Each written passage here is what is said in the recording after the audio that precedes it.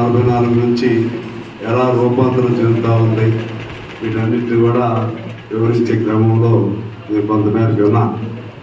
దాన్ని 44 చట్టాలు ఏమిటి, 4 కోడ్స్ ఏంటి, అలాగే అంతకుముందు ఇండస్ట్రియల్ డిస్ప్యూట్ యాక్ట్ ఏంటి, ఇట్లా బ్రీఫ్గా ఒక చిన్న నోట్బుక్ లాగా తయారు చేస్తే అది కాదు. చిన్న నోట్బుక్ ఉందా మన దగ్గర చేసినవి ఉన్నాయా? మెయిన్ అది అర్థమయ్యేట్టుగా రావాలి. వాళ్ళు పివి నరసింహారావు ఉన్నప్పుడు ఏమిటి, వీళ్ళు వచ్చినాక ఇంకేం నష్టం జరిగింది. పివి నరసింహారావు మిక్స్డ్ ఎకానమీ, కొంత అది కొంత ఇది. అప్పుడే నియో లిబరలిజం, నయా సరళీకరణ, ఉదారవాద విధానాలు. దానిలోనే దాన్ని జాగ్రత్తగా ప్రభుత్వ రంగ సంస్థలను కాపాడుకుంటూనే అవసరం ఉన్న మేరకు అప్పులు తీసుకుని వచ్చారు.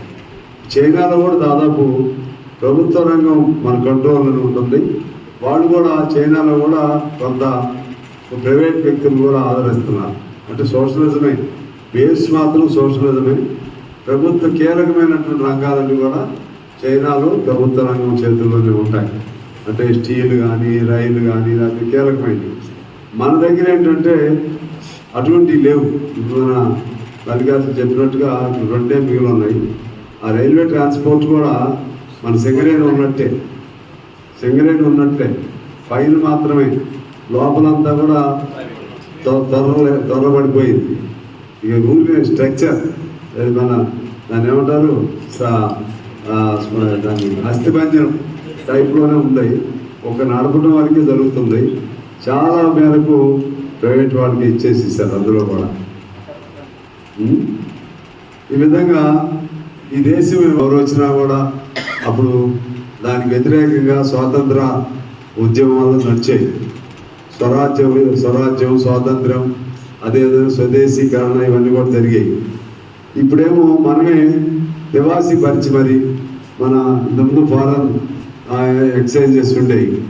ఫారెన్ ఎక్స్చేంజెస్ అంటే విదేశీ నిల్వల కోసం ఇతర దేశస్తుల్ని మీరే విదేశీ పెట్టుబడుల్ని 100% వచ్చి మీరు పెట్టుకోండి అనే కాడికి వచ్చేసింది. ఎల్ఐసి బాగా లాభాలతో నడిచే సంస్థ. ఎల్ఐసి చాలా లాభాలతో ఇప్పుడు కూడా. దాన్ని కూడా ఇంతకుముందు ప్రభుత్వ కంట్రోల్ ఉండేది, ఇప్పుడు దాదాపు 50-50 వెళ్ళిపోయినట్టుంది. అది వెరిఫై చేయండి. అట్లే బ్యాంకులు కూడా చాలా లాభాలతో ఉన్నాయి ఇప్పుడు కూడా. దాదాపు ప్రైవేట్ బ్యాంకులు చాలా వచ్చేసింది. 100 బ్యాంకుల్ని ఒక్క బ్యాంకు కుదించారు. ఆ ఒక్క బ్యాంకులు కూడా ఏ నిమిషంలో అయినా కూడా పోయే పరిస్థితి ఉంది. ఇలా నీకు చాలా సంస్థల్ని డైరెక్ట్గా ఆహ్వానించడం వలన, విదేశీ పెట్టుబడులు డైరెక్ట్గా ఆహ్వానించడం వలన, మరి పేరుకి మాత్రం మన నరేంద్ర మోడీ గారు బీజేపీ చెప్పేది ఏంటంటే మన కాళ్ళ మీద మనం నిలబడాలి, స్వదేశీకరణ, జాతీయవాదం, జాతీయ భావన, ఈ పేరు చెప్తూ ఉంటారు. కానీ ఆచరణలోకి వచ్చేసరికి మాత్రం మొత్తాన్ని ఇతర దేశాలతో టైఅప్ చేసేసారు. టైఅప్ చేయటమే కాదు, మన భయం. ట్రంప్ ఏదన్నంటే ట్రంప్కి వ్యతిరేకంగా నోరికి ఒక్క మాట కూడా ఇంతవరకు అనని ప్రధానమంత్రి ఎవరైనా ఉన్నారంటే నరేంద్ర మోడీ.